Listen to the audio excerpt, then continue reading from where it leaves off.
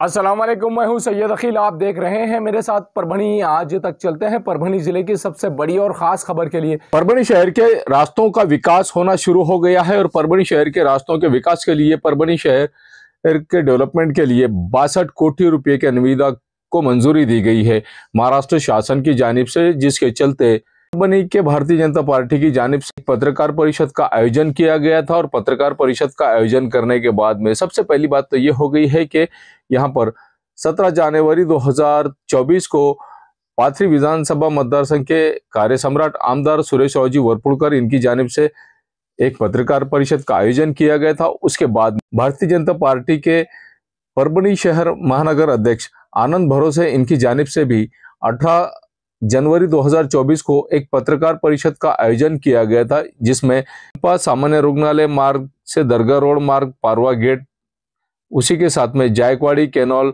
से खंडोबा बाजार, गायकवाड़ का मल्ला, जूना पेड़गांव रोड रास्ता, महाराणा प्रताप चौक से नानलपेट मार्ग धार रोड, उसी के साथ में मरी आई मंदिर के पास से सुपरमार्केट रोड होता हुआ देशमुख होटल, ममता कॉलोनी, पानी की टाकी, उगड़ा महादेव मंदिर, कारेगांव रोड, ये 4 रास्तों के काम को मंजूरी दी गई है और से यहाँ पर विकास कामों को करने का मौका दिया गया है। उसी के चलते यहाँ पर मुख्यमंत्री एकनाथ शिंदे, उसी के साथ में उप मुख्यमंत्री देवेंद्र फडणवीस, उप मुख्यमंत्री अजित दादा पवार, इनके कांटेक्ट में रहकर ही ये काम किया गया है, ऐसा भी इस वक्त कहा गया है। यहाँ पर जिस तरह से पत्रकार परिषद का आयोजन भारतीय जनता पार्टी के आनंद भरोसे इनकी जानिब से किया गया था, इस वक्त पत्रकार परिषद में सुनील देशमुख, प्रशांत सांगड़े, हम्मू चाउस, मंगलाताई मुदगलकर, रमा शेवजावड़े इनकी मौजूदगी थी। आइए जानते हैं किस तरह की प्रतिक्रिया आनंद भरोसे इन्होंने दी है। 15 दिवसातला आपण घडामोडी बघितल्या सगळ्या।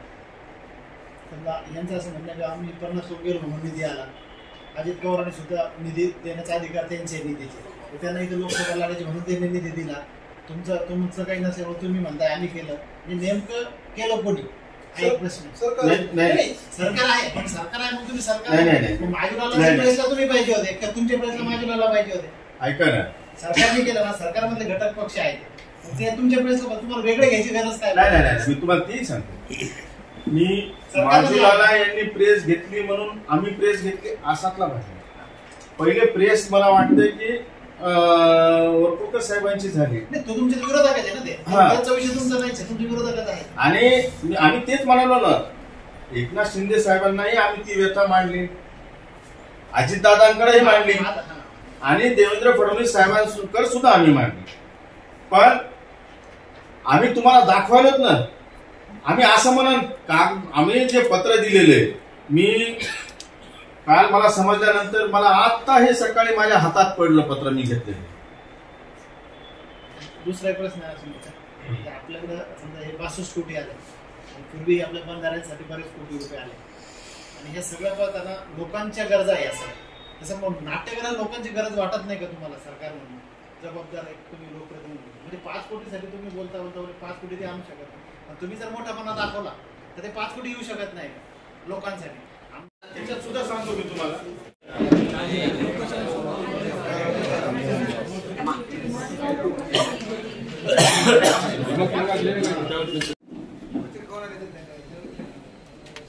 तुम्ही तिथे भाऊ म्हणजे अनऑफिशियल प्रेस आहे भाऊ, अनऑफिशियल म्हणजे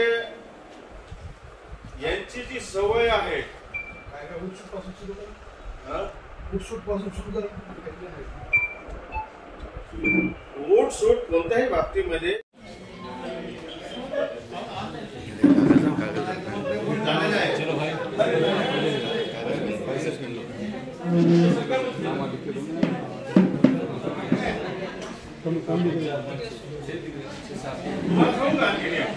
त्या नाट्यगृहाच्या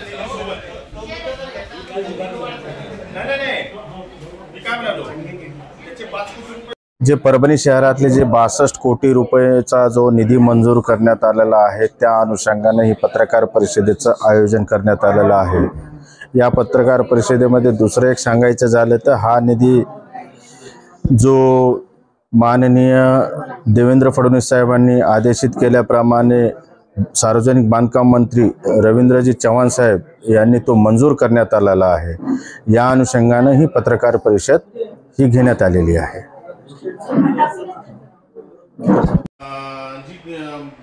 CCI हे जी किंमत आहे, हे जे शेतकऱ्यांना जो भाव दिलेला असतो ते लगेच 6-7 दिवसामध्येच नाही का त्याच्या खात्यामध्ये जमा होतो आणि जमा झालेला शेतकऱ्याच्या खात्यामध्ये जमा झालेली जी रक्कम आहे ही रक्कम आपल्याच या परभणी तालुक्यामध्ये, परभणी शहरामध्ये व्यापाऱ्यांच्या या खरेदीमध्ये उपलब्ध होती। अशा अनुषंगाचं काम आम्ही या ठिकाणी मार्केट कमिटीची ज्यावेळेस निवडणूक होती तर आमचा नारा तोच होता की आम्ही सातत्याने सांगितलं त्या ठिकाणी की शेतकऱ्यांना सांगितले की आम्ही आल्यानंतर आम्ही जरी 4 जण या ठिकाणी निवडून आलो असतो तरीही 4 जणांनी आमची भारतीय जनता पार्टीच्या माध्यमातून या ठिकाणी CCI आणण्याचं आम्ही या ठिकाणी वचन दिलेलं होतं आणि ते काल पूर्तता झाली। असं सगळेच कामं आम्ही मनानं काही सांगत नाहीत, जे केलेलं आहे ते कागदावर सुद्धा दाखवतो। मला वाटते की जर का ह्या लोकप्रतिनिधींनी आपली धमक आणि आपलं जर का वजन खरोखरच त्या सरकार दरबारी असेल तर त्यांना चॅलेंज देतो की त्यांनी नाही का विकास निधी आणावा।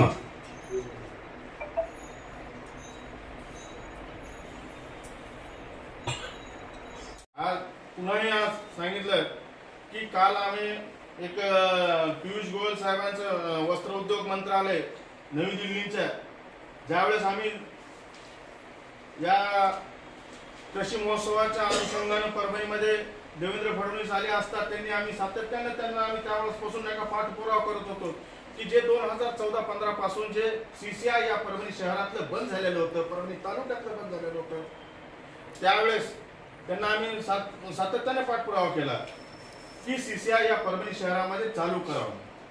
त्या अनुषंगाने कालही त्याचं निविदा निघाले की CCI खरेदी करण्यासंदर्भात जे कोणी जिनिंगचे आहेत ते 22 तारखेपासून तीही सुद्धा निविदा या ठिकाणी म्हणजे सुरू होणार आहे। CCI सुद्धा सुरू होणार आहे। वस्त्र उद्योग मंत्री मी खरोखरच आभार व्यक्त करतो, कारण परभणीमध्ये कापसाचं आवक ही जवळपास या सीझन मध्ये कापसाच्या सीझन मध्ये 7 ते 8 लाख क्विंटल असायचे। मग 2014-15 पासून हे CCI बंद झाल्यानंतर आपण बघितलं की परभणीचं ते मार्केट ही ठप्प होत गेलेलं आहे। एक CCI आल्यानंतर काय परिणाम होतो, CCI आल्यानंतर मार्केट मधलं चलन, मार्केट मधली वर्दळ ही चालू होती, कारण CCI आल्यानंतर CCI मोठ्या प्रमाणावर कापूस खरेदी करते। लोक ही जसं की काल वरपुडकरांनी आणि आज शिंदे गटाचे माजूलाला यांनी श्रेय घेतलं आहे। त्यांचं म्हणणं आहे की मुख्यमंत्र्यांना याच कमिटमेंटवर आम्ही पक्षप्रवेश केला आहे।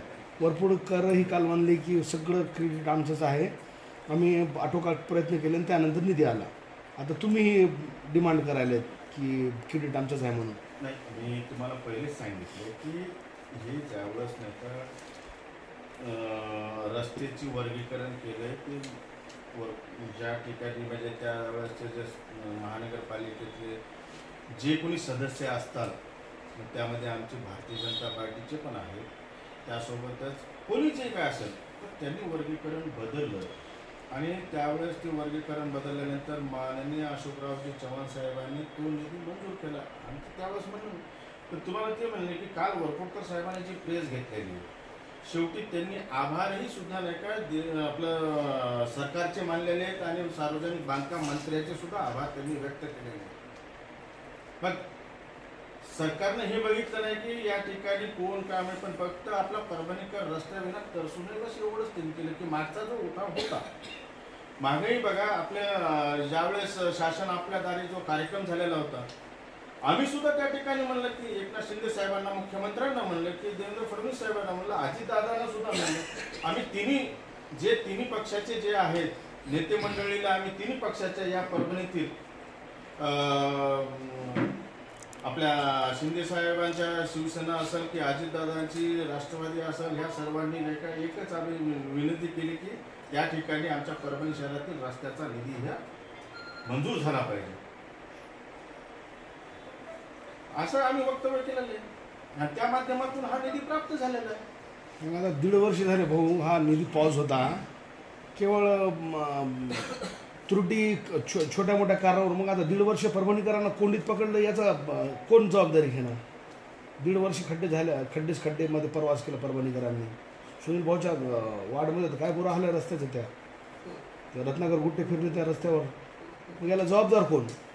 नाही नाही, तेच तुम्हाला सांगायचं की कोणतेही काम जर काय म्हणजे करायचं झालं तर त्याला थोडासा वेळ लागणारच झालं.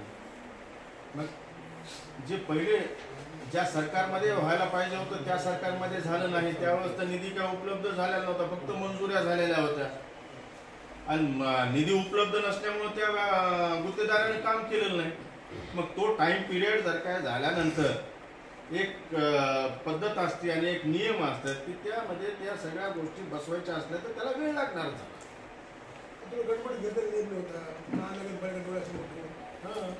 तेही सांगतो आम्ही त्याची मंजुरी करतो, 5 कोटी रुपये आम्ही घेऊन टाकले. पुन्हा नंतर नाही का जशी तिथून नाही का निघालं, जसं पत्र निघालं की इकडे महानगरपालिकेला कुलूप. मग तुमच्यामध्ये एवढे जर का कुलूपाला नाही का जर का कुलूप लावलं की पैसा निधी येतो तर मग लावा कुलूप. आता याच बघू तर ना, PWDला तुम्ही कुलूप लावल्यानंतर निधी आला, मंजूर झाला, पैसे आले, तर मग महानगरपालिकेला कुलूप लावा की मग 5 कोटी रुपये येतात का बघू तर ना. आम्हालाही पाहायचं ते. नागरिक म्हणून येत नाही असं समजू, पण तुमच्याकडे त्यांना क्रेडिट भेटू नये म्हणून ते काम होऊ दे. तुम्हाला आता या ठिकाणी लोकांपेक्षा राजकारणाला जास्त बरं आहे का असं मला आमदार राहुल पाटील यांना क्रेडिट भेटेल म्हणून तुम्हीच काम लांबवायला असाल. आता तुम्हाला सांगतो मी की या ठिकाणी हे जे नाट्यगृह होतं, हे नाट्यगृहाची मंजुरी देवेंद्र फडणवीस साहेब ज्यावेळेस नाही का मुख्यमंत्री होते त्यावेळेस झालेली होती. बरं, आता हे नाट्यगृह करायचं कुठं, या अनुषंगानं आपले संपर्क मंत्री बबनरावजी लोणीकर साहेब यांनी हिवाळी अधिवेशनामध्ये, त्यावेळेस सांगा हिवाळी अधिवेशनामध्ये त्यांनी महानगरपालिकेच्या नाट्यगृहाच्या अनुषंगानं बैठक लावली होती नागपूर या ठिकाणी. हे नाट्यगृह आता या ठिकाणी जिथं नाही का आता हे स्पोर्ट्स कॉम्प्लेक्स आहे सगळं, मागं शटल ग्राउंड आहे. त्यावेळेस नाही ते सांगतो ना तुम्हाला, तुम्हाला सांगतो ना, तुम्हाला ते सांगतो. तुम्हाला जी गडबड म्हणजे ती ज्या लोकप्रतिनिधीला जी गडबड सुचू लागली ना ते सांगतो मी. त्याच्या अनुषंगाने सांगतो की आमचा मानस होता की नाही का ते जे नाट्यगृह आहे की एकदम अद्ययावत झालं पाहिजे, कंजेस्टेड झालं न पाहिजे, म्हणून आम्ही जे सुचवलं होतं की लोकमान्य नगर येथील जायकवाडीची जागा त्या ठिकाणी हे नाट्यगृह करण्याचा आपला मानस होता.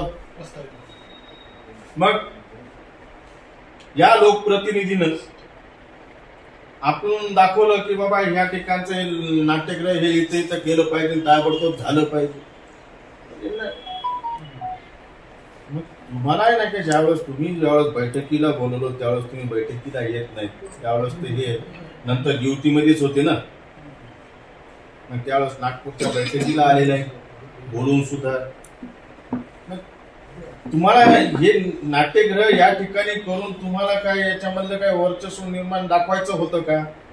मग तसं तुम्ही एवढी गडबड तुम्ही नाट्यगृह बदल जागा त्या जागेवर करण्याचं एवढी गडबड तुम्ही केली, तशीच आता निधी आणण्याची गडबड तुम्ही करा ना.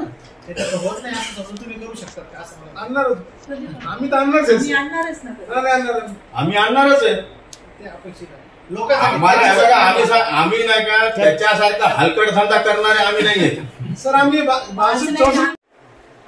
कोणतं काम मंजूर होते म्हणजे मंत्रालयात तुम्ही काम मंजूर करण्यासाठी जातात का, तिथं कोणती कामं मंजूर होत आहे आणि त्याच्यावर आपला आयता डोळा ठेवायचा आणि आयतं क्रेडिट घ्यायचं, हे काम मला वाटतं या ठिकाणच्या परभणीतल्या लोकप्रतिनिधीचं सातत्यानं चालू आहे. मग तुम्ही जर काही नाट्यगृह आणलं म्हणताय तर नाट्यगृह का कम्प्लीट केलं नाही तुम्ही? परभणी शहरामध्ये आज परभणी शहराची इतकी अवस्था बिकट झालेली आहे, ज्या वेळेस आम्ही हे अक्षता वाटपाचे कार्यक्रम हे अयोध्येच्या मंदिराच्या अनुषंगाने चालू असताना प्रत्येक ठिकाणी आम्हाला म्हणलं जाते की आमच्या रस्त्याचं भाग्य कधी उजळलं. मग तुमच्यात जर का एवढी धमक आहे, इथं बसून तुम्ही जर का निधी प्राप्त करत असताल तर तुमच्यामध्ये तशी धमक आहे, तर मग परभणी शहराच्या विकासासाठी निधी का आणत नाही तुम्ही? तुम्हाला साधं नाट्यगृहाला 5 कोटी रुपये निधी कमी पडतोय, तर तुम्हाला ते सुद्धा आणणं होईना. मग तुम्ही आयत्या पिठावर रेगोट्या ह्या ओढू नका. तुम्हाला परभणीकरांनी 10 वर्ष दिलेत, 1 नाही 2 नाही 10 वर्ष तब्बल. पहिली टर्म दिली, दुसरी टर्म दिलेली आहे. तुम्ही त्या 10 वर्षाच्या कार्यकाळामध्ये काय दिवे लावलेले? तुम्ही जर का खऱ्या अर्थानं जर का तुम्ही निधी जे काय आणलं ते सांगा ना लोकांना. हे मी आणलं, ते मी आणलं. पण लोकांना सातत्यानं तिथं आम्ही ज्यावेळेस घेतो, आमचे सगळे नगरसेवक ज्यावेळेस जातात त्यावेळेस त्या भागातील लोक त्यांना म्हणतात की बाबा आमचा रस्ता करा, आमच्या नाल्या करा. आपण आपलं घर कसं चलल एवढंच मला वाटतं या परभणीच्या लोकप्रतिनिधीने केलेलं आहे.